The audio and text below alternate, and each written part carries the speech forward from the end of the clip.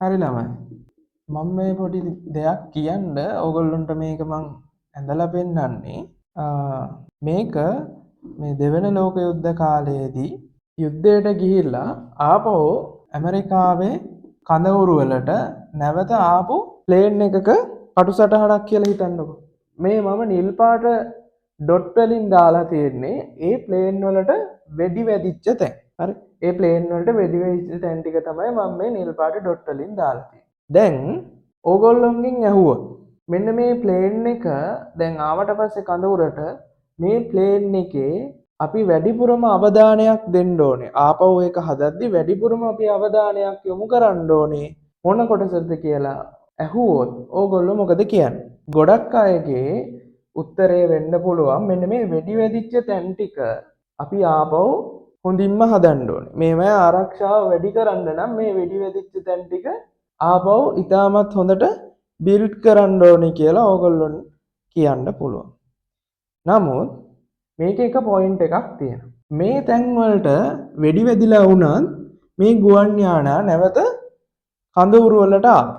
එතකොට අපි දැනගන්න ඕනේ මේ තැන් වලට වෙඩි වැදිලා වුණත් ගුවන් යානයට කිසිම හානියක් නැතුව මේගොල්ලෝ ආපු තැනටම ආවා.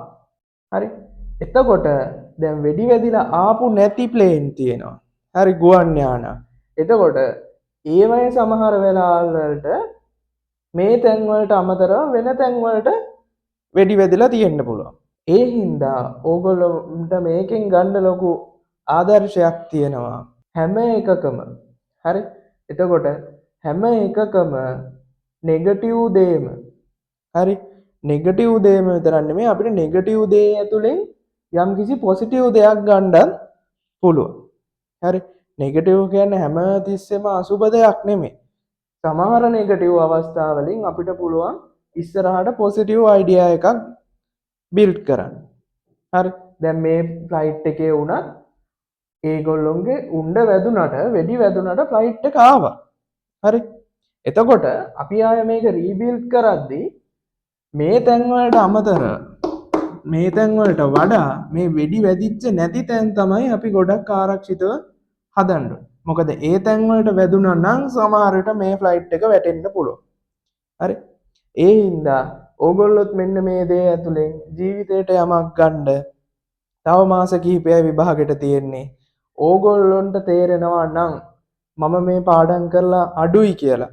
මම මේ දේවල් දන්නේ මම සමහර දේවල් දන්නේ මට මතක නැහැ. අන්නේ මතක නැහැ දන්නේ කියන එක උනත් ඕගොල්ලොන්ට පොසිටිව් විදියට ගන්න පුළුවන්. මොකද ඕගොල්ලෝ කරුණක් දන්නේ කියලා ඕගොල්ලෝ දන්නවනම් ඒකම පොසිටිව් දෙයක්. මොකද සමහර අය ඉන්නවා මම දන්නවා මට පුළුවන් ඕක සිම්පල් මහ ලොකු දෙයක් නෙමෙයිනි කියලා ඔළුවේ තියන් ඉන්නවා. නමුත් ඒගොල්ලෝ දන්නේ ඒගොල්ලොන් ඒ දැනුම ඒගොල්ලෝ තුල නැහැ කියලා.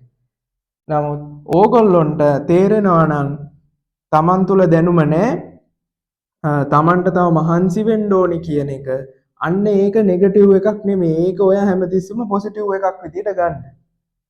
ඕනම දෙයක් ඇතුලේ හරි ඕනම දෙයක් ඇතුලේ අපිට නෙගටිව් දෙයකින් පොසිටිව් දෙයක් බිල්ඩ් කරන්න පුළුවන්. ඕනම දෙයක තමන්ගේ ජීවිතේ වුණත් සමහර නෙගටිව් දේවල් වලින් ඉස්සරහට පොසිටිව් දෙයක් අපිට බිල්ඩ් කරගන්න පුළුවන්. හරි.